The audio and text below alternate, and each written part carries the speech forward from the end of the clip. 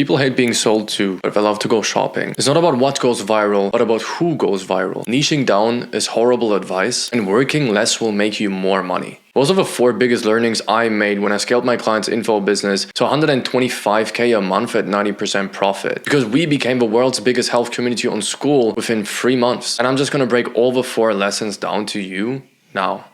1. People hate being sold to, but they love to go shopping. Here's the thing. A lot of people nowadays on social media try to make a lot of sales right in the moment just by selling to them and looking like everybody else online. And you might think that the more call to actions you have, or the more marketing you do, the more sales you will actually make. Because in volume, you're basically advertising your product more. But it's actually the other way around on social media. And that is because people go on a landing page to buy something, or they click on an ad because they're interested in buying something. But they don't go on Instagram or YouTube or Twitter or TikTok to buy something. They go there to be entertained, to feel an emotion, to be educated, or to be inspired. And that means that you're not allowed to sell to somebody directly, but you need to make the product so intriguing so that they are actually interested in buying it by themselves and it feels like they make the decision on their own. The reason why that is because basically in the market right now, around 99% of people are basically doing hard marketing.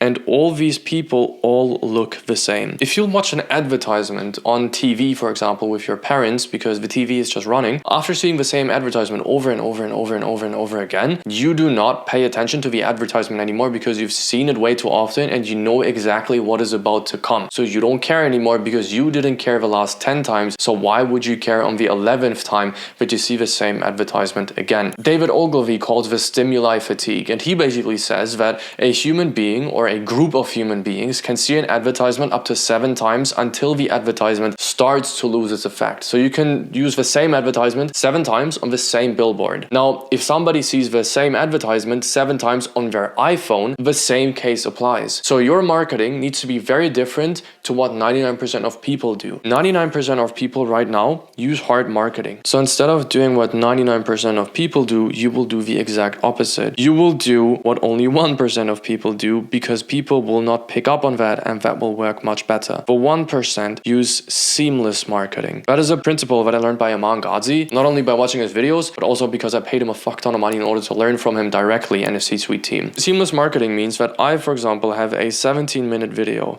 and instead of pitching people at the end of the video at 17 minutes, I pitch them in the first 3 minutes. Why do I do that? Because that reaches more people, because in the beginning, 60% of people will be watching, and at the end, maybe only 20% of people will be watching. Now, the great thing is that if I apply seamless marketing, people will not stop watching the video because the pitch will only be a couple of seconds long. For example, instead of saying, hey, buy my product, please, like a weirdo, what I can do instead is to tell them, hey, lesson number 2 is that personal branding is actually the best way to get clients long term. Now, once I told them about the solution, I will not tell them to check out the solution in the link in my description, but I will tell them that my client just had this story where he built his personal brand and he saw nothing for the first 5 months, but in the 6th month, he actually scaled from 8k a month to an easy 48k a month just from his personal brand and a consistent rise to 50, 60, 70, and 80k a month over the next year. And I'll just mention that and then I skip to the next one because I'm telling them I have a product,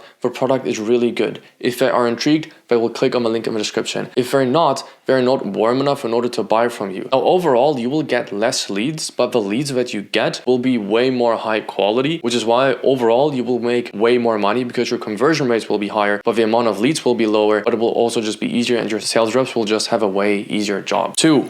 It's not about what goes viral, but about who goes viral. You see, in 2024, Daniel Dalen posted his first ever vlog.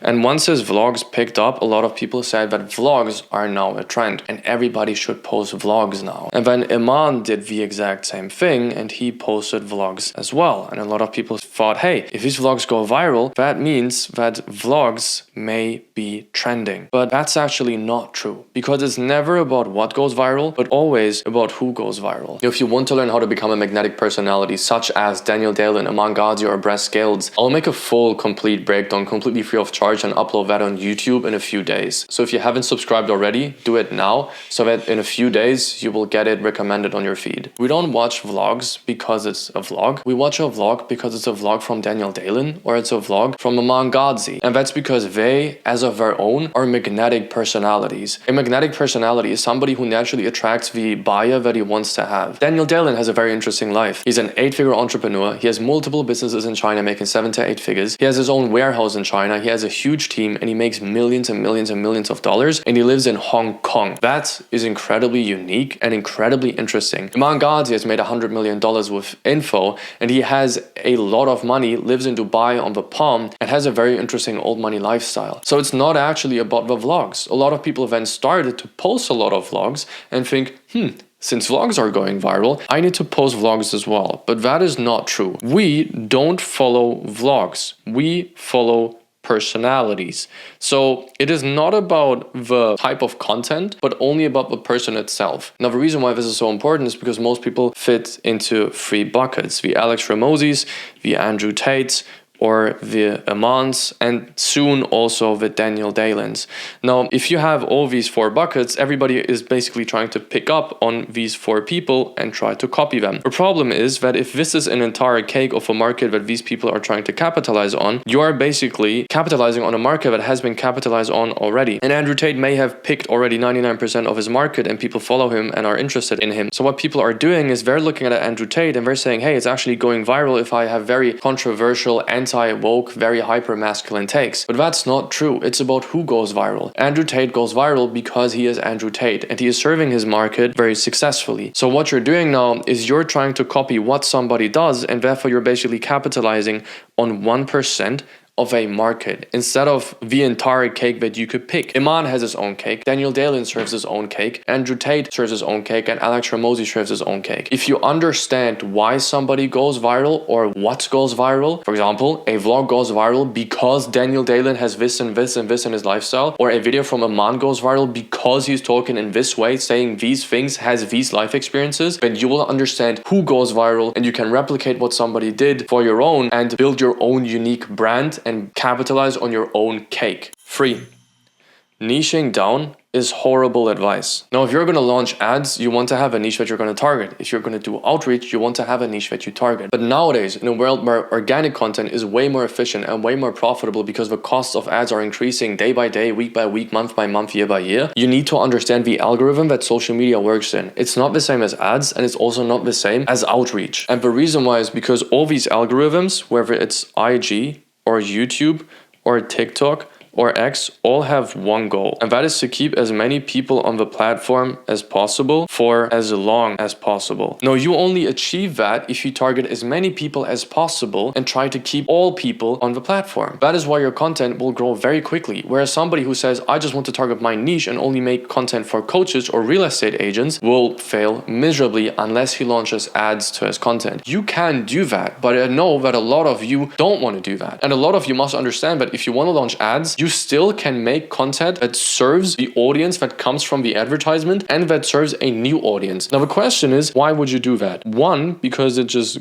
grows much faster, but on the other hand, because you can still capitalize on your niche audience. You have both. So if you want to have 10,000 buyers, instead of only focusing on getting 10,000 people and going niche, you can actually target 100,000 people and have 100,000 followers, of which 10,000 people are buyers. You still have 10,000 buyers like in the first example, but here it will have grown way faster because you are now working with the algorithm and not against the algorithm. And YouTube and Instagram and TikTok and X will say, hey, I can show this to as many people as possible or as many people as I want. There's no risk. All these people will stay on the platform, whereas somebody who is niche will basically signal to the algorithm, it is very risky to show my content to more people because there's only this little amount of audience that I can work with and that is going to be interested in watching this video. Because Instagram and YouTube or TikTok are not built to target your niche. That's not how it works. That's wishful thinking. And there's enough ways in your messaging, in your marketing, through your landing pages, through your appointment setters, through Q&As, through questionnaires like Typeform, in order to filter filter out the people who don't have the money, who aren't qualified, because the 90,000 people now who aren't qualified are still 90,000 people that people forget about. Why do you think Aman Ghazi is dominating his space? Do you really think that Aman Ghazi works 16-hour days or he does everything on his own? He's a CMO, a CCO, a COO, head of content, a head of sales, and more than 100 employees overall just for his education company. And these people all come from the 90,000 people that are not the niche audience that he can sell to. And talent acquisition is just as important as client acquisition, because your talent will determine how good your product is, how good your sales are, how good your marketing is, and how good your content is. If you have a perfect talent for all those four things, it's basically inevitable to make a fuck ton of money. So now we have all the people that we want to sell to, which is 10,000, just like an example one, but we also have 90,000 people who we could hire. And not only did we do that, but we also grew much quicker. This could take 3 months instead of going niche and taking 3 years. Now, what's interesting as well is that you can change people's beliefs. So even if you have 90,000 people who may not be interested in buying your product immediately, these people can still be added to the roster to add to the 10,000 people, so that instead of 90,000 people, over a while, you might have 20,000 buyers and only 80,000 people who are not eligible to buy from you. And that is because you can change somebody's beliefs. A lot of people nowadays don't know how to do marketing, and they just send people to their sales reps and they expect their sales reps to do everything for them. But you can change somebody's beliefs just through content. If you change their beliefs, you will make them interested in your product. Aman Ghazi made content about dating. He made content about business. He made content about old money lifestyle, about old money fashion and retiring your mom and manners and all these different things. And then basically made all of us believe that SMMA is the best way in order to get all these things that I just named. 4,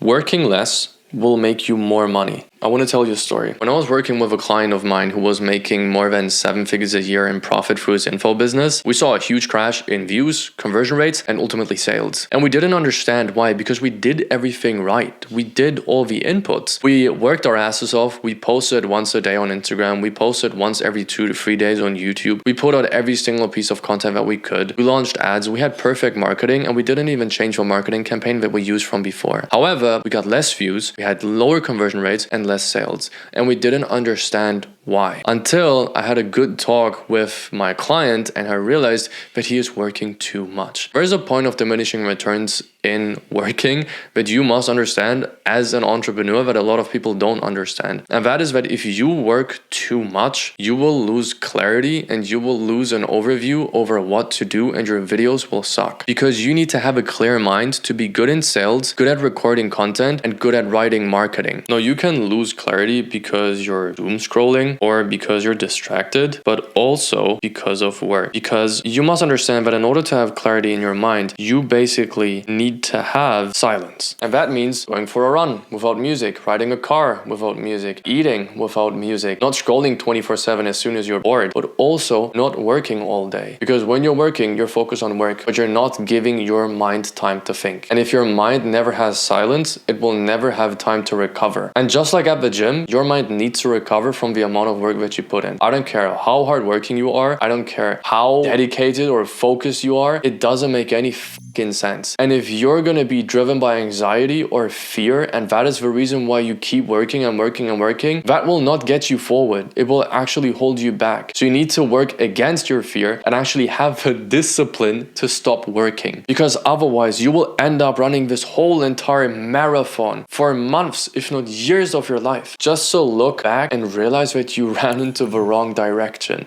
Brett Scales, however, made $1 million a month with one marketing strategy. And I broke down his entire marketing strategy in one singular video that is a couple minutes long. If you want to see it, you can watch it up here. As always, I want to thank you for your time, and I'm glad that I could help you today. Bye-bye.